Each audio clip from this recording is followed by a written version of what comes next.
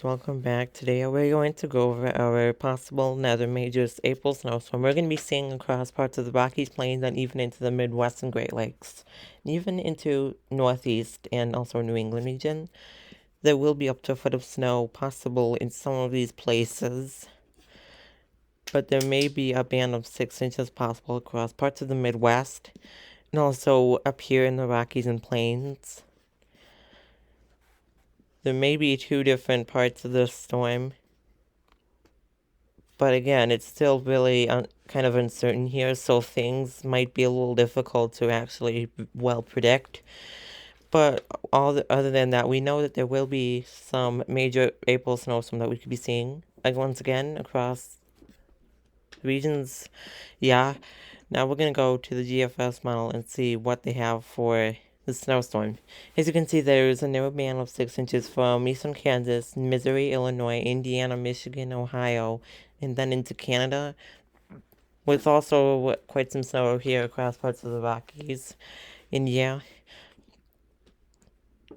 So yeah, as you can see, this storm kind of just dips south for a little bit and then turns kind of northward once it hits like parts of the Midwest, like over here. I would say it starts to kind of turn northward. And yeah, now here is the European model. You can see it's kind of different here because kind of turn sooner, as so makes the snow kind of farther to a little farther to the north, but yeah, not too far. As you can see, some of these areas that may be pummeled by the GFS model are also being pummeled by the European model. So yeah, it's not that much different other than the fact that it just kind of turns northwards sooner and kind of stronger. As you can see here, it was GFS kind of goes like went there, so this is kind of a more northward snare, especially in the Midwest here once again, with the band of 6 inches across Indiana, Michigan, and then into the Canadian provinces of Ontario and Quebec. We have the Canadian model here, which indicates something in a mix of similarities with GFS and European. It's kind of in between those two models. So it does kind of go take a farther southward angle until it gets to the Midwest. You can see here. Other models kind of like this. This one's kind of like this and suddenly turning eastward, or maybe it's just generating a new snowstorm, and then kind of just takes the northeastward track across parts of the Midwest and Great Lakes and into Canada, with the heaviest snow band across parts of far northern Oklahoma, southeast Kansas, northern Missouri, northern and central Illinois, northern and central Indiana, southern Michigan, northwestern Ohio, southeastern Ontario, and also into Quebec. Now we have the UK model here, which indicates it's the most kind of eastward or tracking model of the storms. As you can see here, it's not as southward dipping, but does like kind of slower to creep back up to the north, as you can see here clearly. So yeah, other models are kind of like wait, hold on, yeah, this one's kind of just taking us and slowly curving to the north. Yeah, as you can see, there's some snow bands here across from, let's say, Nebraska, Kansas, Missouri, and into Illinois, Indiana, Ohio, and the Great Lakes, eastern Great Lakes, as you can see here. The radar across parts of the northwest U.S. Here's a snowstorm. This is about Sunday afternoon. And as you can see there, the snowstorm's kind of starting to get into the northern Rockies and Plains. As you can see, there's some snow here across parts of Montana. And let's see how this kind of goes into action. The snow is dipping southward, as you can see here. Now I'm going to show you what it's like for the other regions that will be impacted by this upcoming late season snow band is kind of starting to enter central U.S. region. As you can see, the band of snow is currently impacting places as of next Monday morning, not current, but it will be this is 2 days out from now, like maybe just under that, is it's Monday morning, and this is Saturday afternoon as of capturing this. Well, yeah, recording this. This is about 48 hours out, according to the 12Z, and I think there's a new model one coming out. I'm just kind of giving you a heads up that this is what the NAM is predicting. I will also give you some snowfall amounts according to them. But again, snowband, Wyoming, in South Dakota, Nebraska border, and northern Iowa, and yeah, and so we're gonna see just how this kind of plays out. As you can see, there's also there's a snow area here, Wyoming, Nebraska, Kansas, Colorado, and also snowband across parts of southern central Iowa and northern Illinois, and even in the southern Wisconsin. Now this is kind of shifting eastward into places such as northern and eastern Kansas, southeast Nebraska, Iowa, northern Missouri, northern in Illinois, and southern Wisconsin. And then we are going to show you what it's like farther to the east, as this snowstorm will be continuing after this region. So yeah, this is what's definitely not over. In fact, this is just kind of middle of it. And again, this is now Tuesday morning. The Midwest and also parts of the Great Lakes region. And you can see the snow band extends into throughout northern and far northern Illinois and into southern Lake Michigan, also in parts of southern Michigan, and even into parts of southeastern Ontario. Although we're about to reach the end of this model, I think I just saw something kind of interesting develop.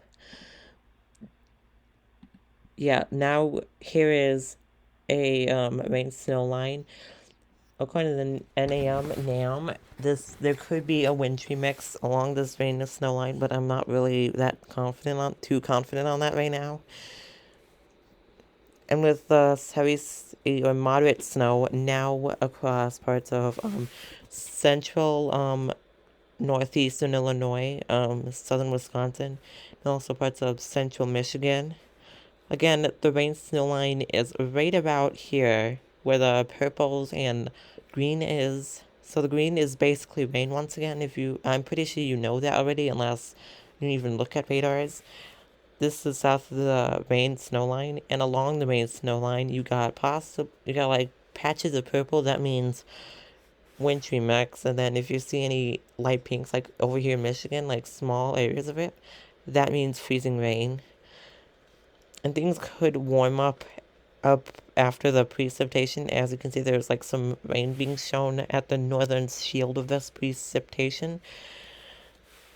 And I think that it will warm up after this precipitation, but it'll take days to get like around normal again. So now we're going to go to the snowfall amounts according to the August. By this point, you can see there's already 6 to 9 inches across parts of yeah, we're gonna be more specific here. Again, 6 to 9 inches, locally 10 across parts of eastern and southern Iowa, parts of far northern Missouri, northern Illinois, and far southern Wisconsin and southeastern Wisconsin, and some areas in like southeast Iowa, and also yeah, there could be up to 10 inches. Northern Illinois, there could be up to 9 inches. Yes, this is definitely not over, and we've basically reached the end of the NAM models. We don't even know what it's going to be like ahead of beyond Tuesday evening, which is where the snowfall amounts map is from.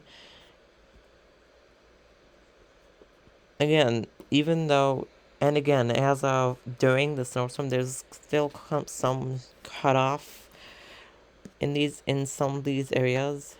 Like, yeah, notice how the CN is close to light pink. It's about to kind of just ramp up the snowfall amounts. Is there like this? If you actually see this cutoff here again, that means they're actually in the worst part of this storm right now, like in snow wise. And then this is kind of where the rain snow line was, like as of Tuesday evening. And that's going to continue to push eastward along with the snow.